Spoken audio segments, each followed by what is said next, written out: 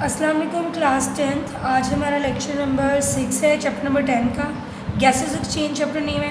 आज हम करेंगे द मैकेनिज़्म ऑफ ब्रीदिंग का मैकेनिज़्म किस तरह वर्क करता है, ये स्टडी करना है। ब्रीदिंग बेसिकली होती क्या है?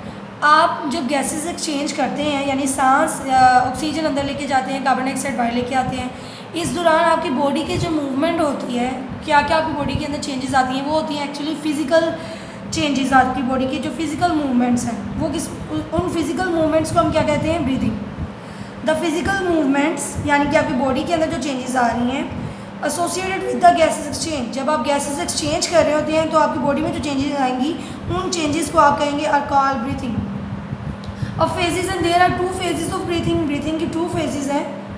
एक, जब आप इनहेलेशन करते हैं यानी कि जब आप सांस को अंदर लेके जाते हैं तो आपकी बॉडी में जो चेंज आएगा।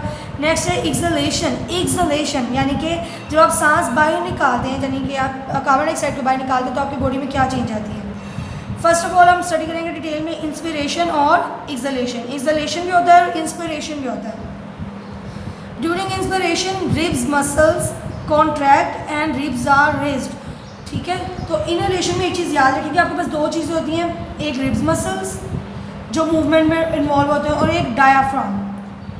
आप देखिए जब आप सांस लेते हैं तो आपकी जो चेस्ट कैविटी है वो बिल्कुल ऊपर की तरफ उठ जाती है। ठीक है, तो बेसिकली इनहेलेशन में क्या हो रही होती है, दोनों चीज़ें कॉन्ट्रैक्ट हो रही होती हैं। कॉन्ट्रैक्ट मीन अगर आप उर्दू में उसको पढ़ें तो हम कह रहे हैं सुकड़ रहे होते हैं, यानी कि जो रिब्स मसल्स हैं और जो डायाफ्राम के मसल्स हैं। ठीक है, डायाफ्राम क्या होते हैं, आपके लंग्स के ऊपर एक मसल्स की शीट होती है जिसे हम डायाफ्राम कहते हैं। ठीक है, और रिब्स के ऊपर यानी कि जो आपकी रिब्स हैं जिन्होंने लंग्स को कवर अप किया होता है उनके दरमियान वाले जो मसल्स होते हैं रिब्स के दरमियान वाले, फॉर एग्जांपल अगर ये एक रिब है, ये 2 रिब्स हैं, इनके दरमियान जो मसल्स हैं जो आपने अक्सर हम मीट खाते हैं तो आपको पता होता है कि रिब्स के दरमियान वाले जो मसल्स हैं उन्हें हम क्या कहते हैं, रिब्स मसल्स।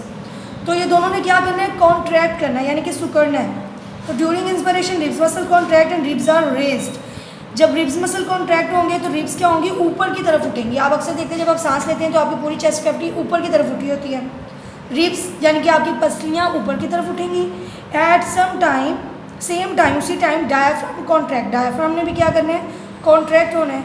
जब वो कॉन्ट्रैक्ट होगा तो क्या होगा, एंड इज़ लोयर्ड, वो लोयर्ड हो जाएगा। यानी फॉर एग्जाम्पल अगर डायग्राम इस तरह है, डोम शेप का है, अगर वो कॉन्ट्रैक्ट होगा तो वो थोड़ा लोयर्ड यानी कि उसकी शेप इस तरह हो जाएगी। जब इस तरह स्पेस होगी तो हमारे जो लंग्स पड़े हुए हैं इधर, फॉर एग्जांपल इस तरह मैं लंग्स रफ से बना रही हूँ, तो उनको स्पेस मिल जाएगी, खुली जगह मिल जाएगी उनको सांस लंग्स को, ताकि हवा अंदर चली जाए। आपकी जो एयर है वो अंदर लंग्स एक्सपैंड हो जाए, फूल जाएँ और हवा को अंदर आने का रास्ता मिल जाए। ठीक है, अगर वो इस शेप में होंगे तो इस तरह ये लंग्स के ऊपर प्रेशर पड़ेगा और लंग्स क्या रहेंगे, बंद रहेंगे, उनके अंदर हवा एंटर नहीं हो सकेगी।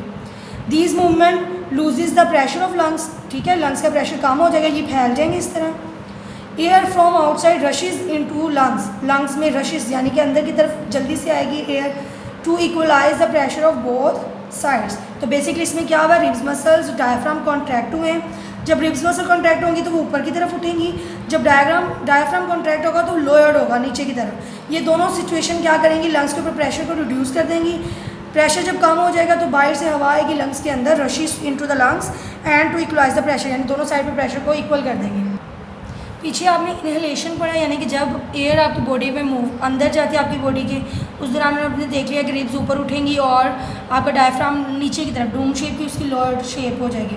नेक्स्ट है एक्सपिरेशन एंड इनहेलेशन, जब यानी कि एयर ने आपकी बॉडी से बाहर आना है तो क्या कंडीशंस होंगी, फिजिकल मूवमेंट्स आपकी बॉडी की। After the gases exchange the impure air expelled out in exhalation.